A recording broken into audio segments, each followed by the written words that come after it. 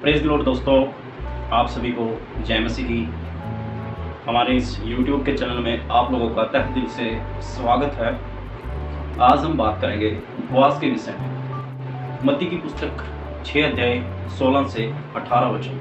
मेरे प्रियो, इधर वचन में लिखा है कि जब तुम उपवास करो तो पखंडियों की तरह उदास न दिखो। यहाँ पर जो पखंडी शब्द कहा गया है ना मेरे प्रियो, यहूदी लोग जो थे ना, वो जब उपवास रखते थे तो वो अपने शरीर पर राख लपेट लेते थे। राख को अपने ऊपर लपेट लेते थे, जिससे लोगों को दिखता था कि आज इस व्यक्ति ने उपवास रखा है। लेकिन यहूदी लोग कभी भी परमेश्वर की प्रशंसा नहीं चाहते थे, परमेश्वर से कोई पुरस्कार नहीं पाना चाहते थे। यहूदी लोग चाहते थे कि वो लोगों से पुरस्कार पाएं, लोग उनको सम्मान दें, इज्जत दें, लोग उन्हें समझे कि देखो इस व्यक्ति ने उपवास रखा है। यीशु मसीह इस पद में इन्हीं पखंडियों के बारे में कहते हैं, किसी और व्यक्ति को लेकर नहीं, इन पखंडियों को लेकर यीशु मसीह यहाँ पे साफ साफ बोलते हैं कि तुम पखंडियों के समान ना होना जो अपने मुंह पर उदासी लिए घूमते हैं। यीशु मसीह यहाँ पे यहूदियों के बारे में इसलिए बोलते हैं क्योंकि यहूदी लोग जो है ना, सिर्फ दिखावटी लोग थे। वो परमेश्वर की प्रशंसा नहीं चाहते थे, वो खुद की प्रशंसा चाहते थे, खुद के लिए प्रशंसा बटोरना चाहते थे कि लोग उनकी प्रशंसा करें। दोस्तों, यहाँ पे जो यीशु मसीह ने कहा ना कि तू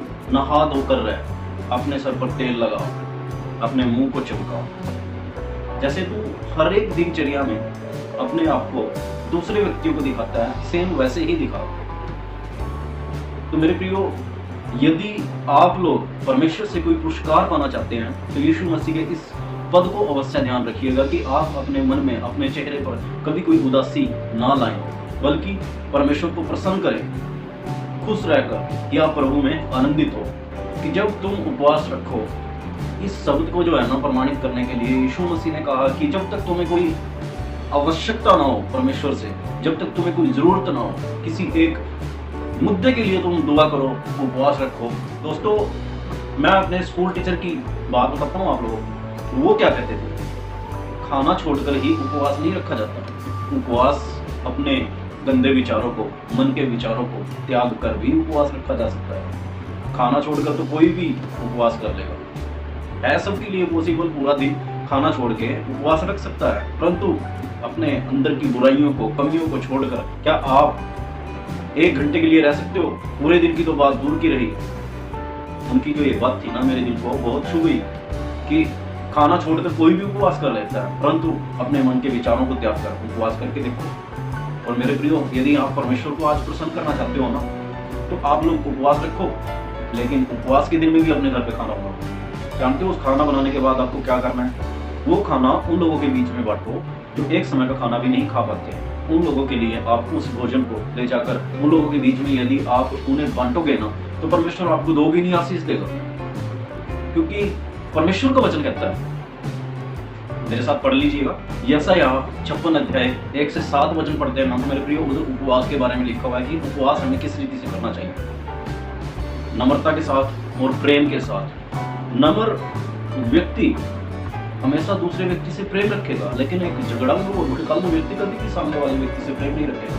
यदि आप लोगों के अंदर कोई त्रुटियां हैं तो आप उसे परमेश्वर के सामने रखिए। उपवास के समय में आप परमेश्वर से दुआ कीजिए कि आप हमें नम्रता की आत्मा दें। परमेश्वर आपको यकीनन नम्रता की आत्मा देगा और परमेश्वर आप लोगों के ऊपर अपने आशीषों का सिता उड़ेल देगा। प्रियो, यदि आप लोगों के अंदर नम्रता होगी तो आप अपने घर में खाना बनाकर एक गरीब व्यक्ति तक उस खाने को अवश्य ले जाएंगे, और यही आप लोगों के बीच का जो तालमेल होगा, यही प्रेम कहलाएगा, यही मनुष्यों के बीच में प्रेम है। मसीह लोग क्यों उपवास रखते हैं? 3 बातें बताऊंगा आप लोगों को। पहली बात है, मसीह लोग चाहते हैं कि वो खुद को नम्र करें, और वो परमेश्वर से उपवास के दौरान यही दुआ करते हैं कि हमारे मन को नम्र करें। दूसरी बात है, मसीह लोग अपने आप को नियंत्रण करने के लिए परमेश्वर के सामने उपवास करते हैं, ताकि वो खुद को नियंत्रित कर सकें और परमेश्वर के वचन को सही रीति से दूसरों के सामने प्रकट कर सकें या बता सकें। और जो तीसरी बात है वह यह है कि मसीह लोग पवित्र आत्मा पाने के लिए या पवित्र आत्मा की समर्थ पाने के लिए उपवास करते हैं। दोस्तों, जैसा कि यशायाह भविष्यद्वक्ता ने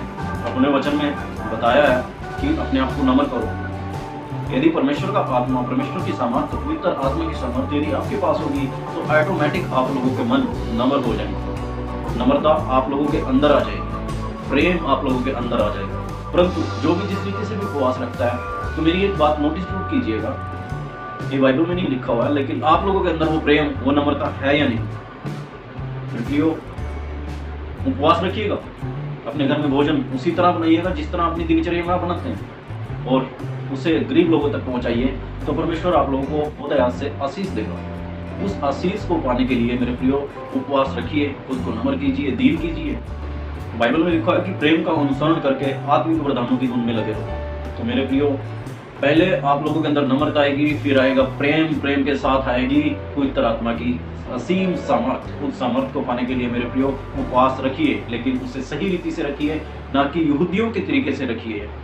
खुद को परमेश्वर की योग्य बनाइए, नम्र कीजिए, दीन कीजिए। परमेश्वर आप लोगों को बहुत आशीष दे।